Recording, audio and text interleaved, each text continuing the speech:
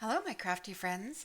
Today I am sharing a Thanksgiving card that I made using a die set by Karen Burniston called the Circle Charm Pop-Up. It is one of my favorite dies. I have about three that I turn to time and time again, and the Circle Charm Pop-Up is one of them, although I haven't used it in a while, so I was glad to get it out again. When you open it up, you can see that the design from the front of the card pivots to the inside as the card is opened, which is really nice because that's how it will be displayed, is open, so you get to see the whole span that way. Now the Circle Charm pop-up is designed to fit on centered widthwise on an A2 card. So you would have your 4 1/4 inch width by 5 1/2.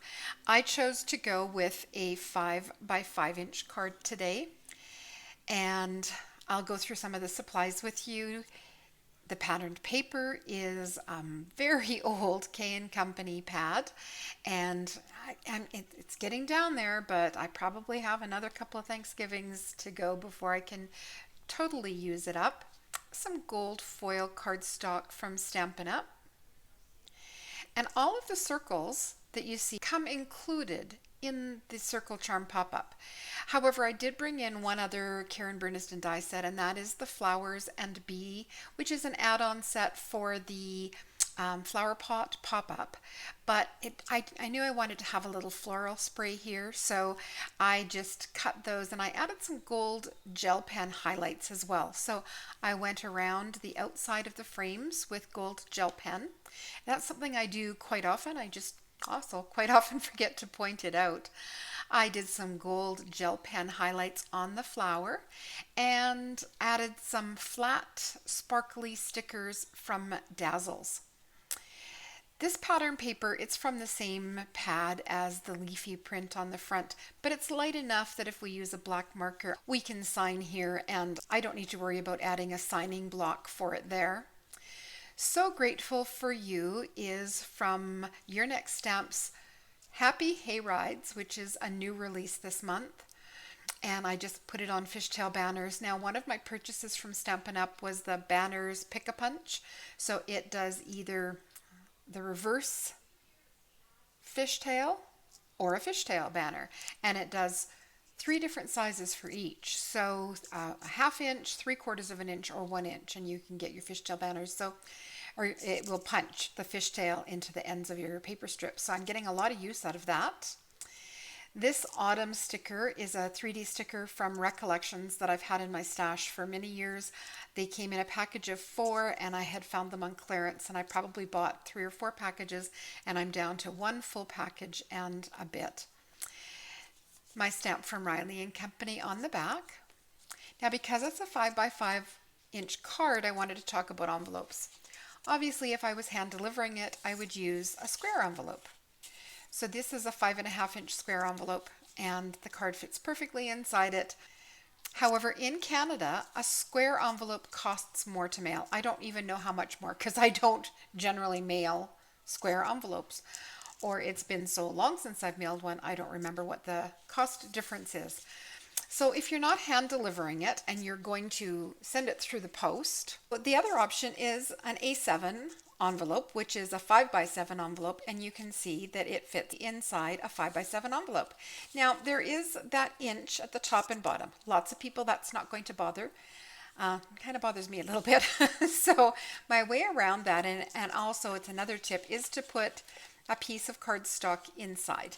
Generally, I just use some lightweight cardstock, but for this one, I've got all kinds of this patterned paper. It's not my favorite print, so I just got a 5 by 7 piece, and I didn't secure it so I could show you, but I would just put a bead of glue there and attach that into the envelope, nice and straight. But so what that does is it gives the envelope stability when it's going through the mail here and here. But the other thing it does is this is a bulky embellishment.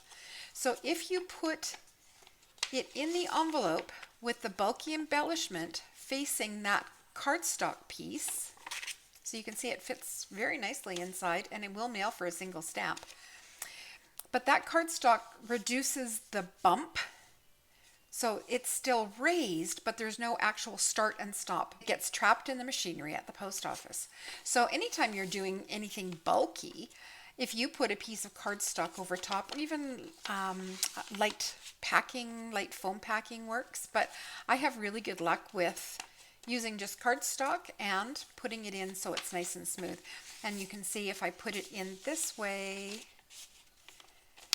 you can see there's creases and bumps. When I run my finger across it, I can feel where it starts, and I know it would probably get hung up in machinery and not maybe arrive at its destination, or at least be mangled when it arrived. So that's my Thanksgiving card today with the Circle Charm pop-up.